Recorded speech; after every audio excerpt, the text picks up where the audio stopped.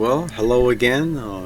This is Ron, and you're watching day 2. This is my exploring the Comanche Highway. But I got a little video to show you. I started the day out really early. I mean, it was dark when I left the house because, it was still going to be 80 degrees when I got at the first daylight, but that was about as cool as it was going to get, and I wanted to take advantage of of that. So I drove to the north side of the lake, and the first thing I wanted to accomplish was to pick up my game camera. Again, I had to use my rope to make it down to where the camera was tied to a tree. Just a little too steep to slide down on the seat of your pants. I know I could do it, but and I think this one here, this shows the camera. That's a Browning Spec Ops camera. Great video, great audio. And I got some video here I'm going to show you. So we'll just watch this. Well, first, this is what that bedrock looks like. Now, that light-colored stuff, that's just surface sand. That's you're going to find that everywhere. This loose sand, but those really dark gray rocks, that's bedrock. I mean, just imagine how many times through the centuries, thousands of times, massive floods have just swept through here. So it's when these floods come roaring down the Comanche Highway, they move these rocks. They completely change. A flood can completely change the way things look. If something was 1,000 years ago, somebody dropped something, it's not going to be there. The first flood would bury it, break it. But anyhow, I'm going to go down there and see what I can find. These videos going to. Oh, this isn't a video. This is another still shot. This was captured by my camera. This guy here, this coyote, but man, he ran through in front of the camera so fast, it was just almost a blur. So I kept, pausing, and this is the best picture I could get. But what we got now are a few little clips from my camera. So here we go.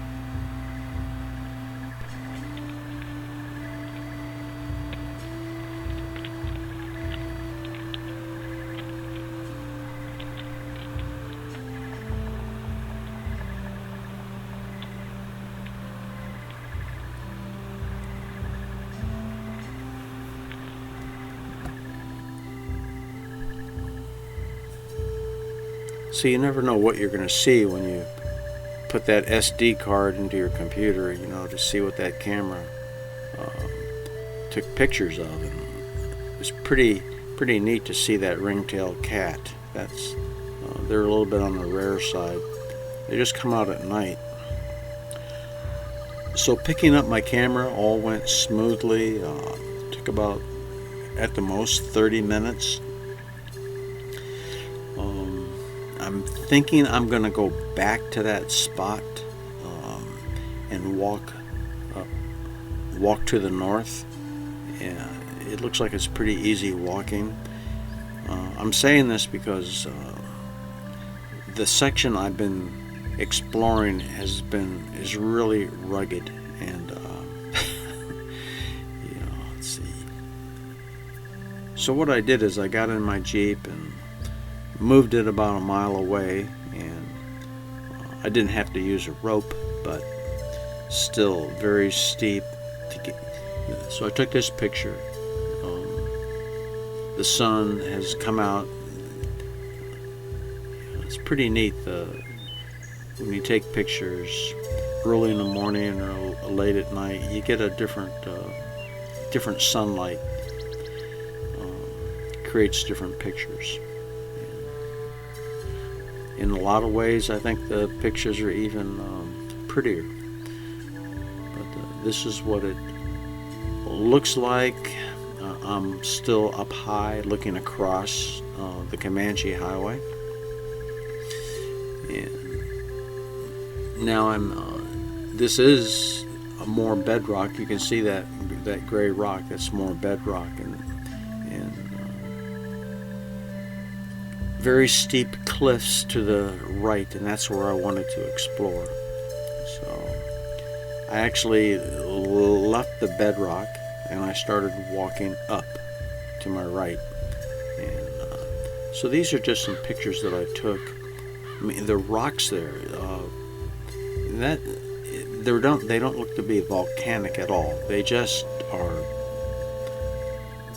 I mean, they look like they've been under the ocean for millions of years, and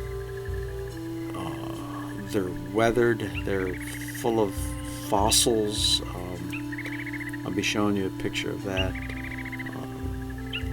They're large. They get all these holes in them. It's pretty crazy. So I enjoy, looking at these rocks. I mean, if you were like a rock person, I mean, you could spend forever down there just looking at these rocks with a magnifying glass. So I finally made my way up, and there's a level area. So, it's not just straight up. I went straight up to get to this, but then there's a ledge. And then I hit this wall of rock. You can see there's like another, the cliff continues. But before it continues, there's a shelf, if you want, a level shelf. And so I was walking, following the Comanche Highway up on this shelf, just to see what I would find. Like I say, down on the Comanche Highway, that has been just swept so many times by raging floods that I'm thinking up here I might find something that has been preserved, something that is still there. But look at these. It's just actually about a 30-foot rock cliff. I was thinking, maybe I'd find some old, some Indian art, rock art, but I didn't find anything. Just nature. That was about it. More pictures of this, of how it looked. And this was neat. It's just a rock, but it was, remember, like I'm saying, like in the morning, the sunlight,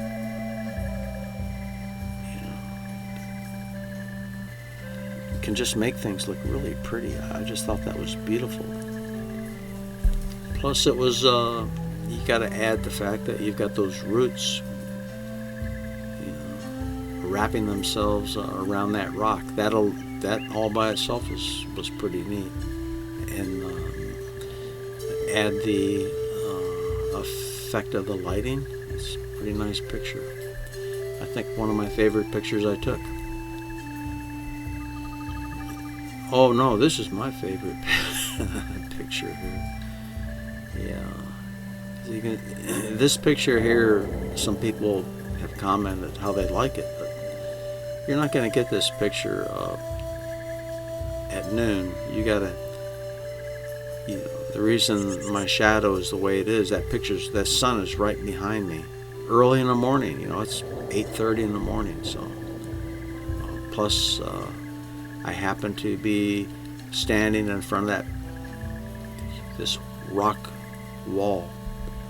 That's, anyhow, that was a fun picture to take. See that wall?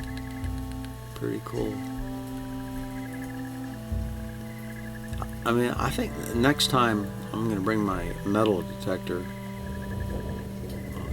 It's just difficult. It really is just difficult walking, because you have here in Texas, you've got like these, I guess you want to say a vine. They're like stringers. They're like a rose bush. They're green. They're just like a rose. You know how a rose is covered by thorns. That's what these things are. But so these runners, you know, they're about as thick as a pencil, and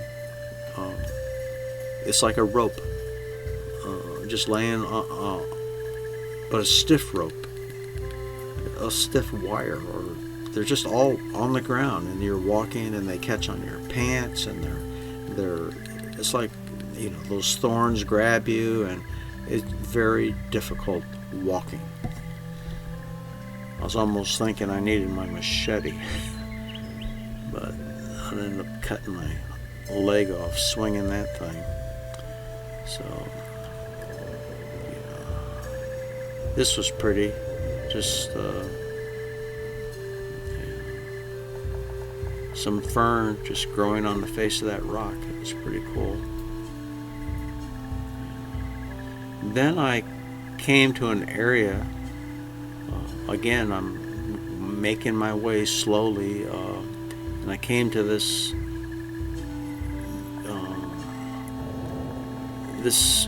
formation that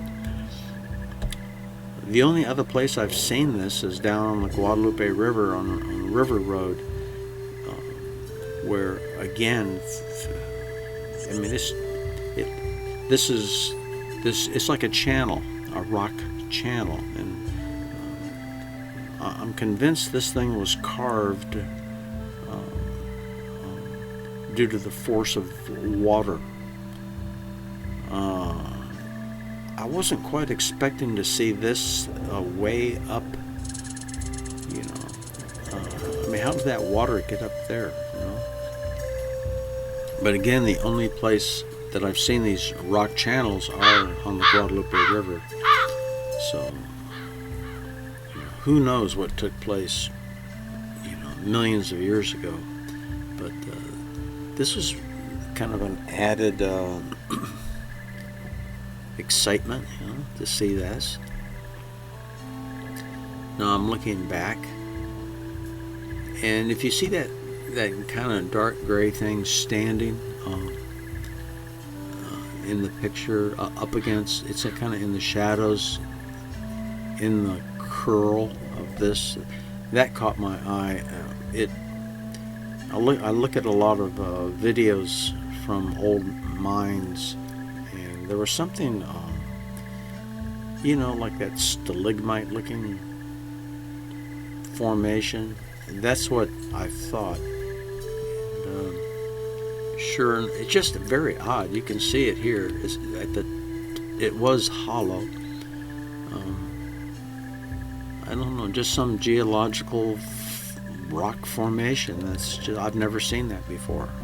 So that's what's cool, you know. You're exploring, you see stuff. Well, but then just to the right of that, I discovered a square hole. Now this was, you know, who says Mother Nature can't make a square hole? You know, this This is not man-made. This is. In fact, I had a little flashlight with me, so I took a flashlight and shined in there. I didn't know what I was going to, expecting to see, but nothing really noteworthy. It wasn't like a room or a cave back in there. It went just a little space in there, then some more rock. Then you hit more rock. If it would have been really cool, I would have taken a picture. But still, I was just like, wow, a square hole. Who would have thought? So again, this is some of that ledge. Looking back behind me, again, I'm walking in the other direction, but you take the camera and you turn it to where you think you got the best picture. Now, this could be the Texas buckeye. I think that's what these are. I actually picked a couple of these. I lost one, but the one that I did manage not to lose has seeds in them, like a seed pod. So there was quite a few of these buckeye trees. It's pretty cool. Now, the last time on my day one adventure, see at the upper left, you can see it especially well. Some people were saying that this was the buckeye. So I picked a couple of those. These are more, I'm going to call this a potato plant because they look just like potatoes. That's a potato tree. I don't know. It's not that other tree, but it looks and feels like a little potato. So I picked a couple of those. I've got that on my workbench. And now, but this picture here, I've made my way. It was getting late. It was Sunday. I work on Sunday. I had to get back and start my day there. So, and I actually hurt my foot coming down off that where I had been up higher. And I was getting, I came down hard on some rocks. I didn't twist. It's not like I twisted my ankle. I just really bruised the side of my foot. And, it's not good at all. I still had a good half mile back to my Jeep, and I'm getting really hot. A lot of exertion. Not easy walking, even down on the Comanche Highway on that bedrock. Not easy to walk. Now this is, I only got 2 pictures left I'm going to show you. But this is typical of these rocks that you see. And I noticed, see right here, that corkscrew looking object. So yeah, like these fossil rocks, they're just everywhere. I didn't find any Indian rock art. I didn't find I found a square hole. I didn't find a tomahawk. I didn't find an arrowhead. It's gonna get cooler, I'll be having more fun. Alrighty, thanks for watching.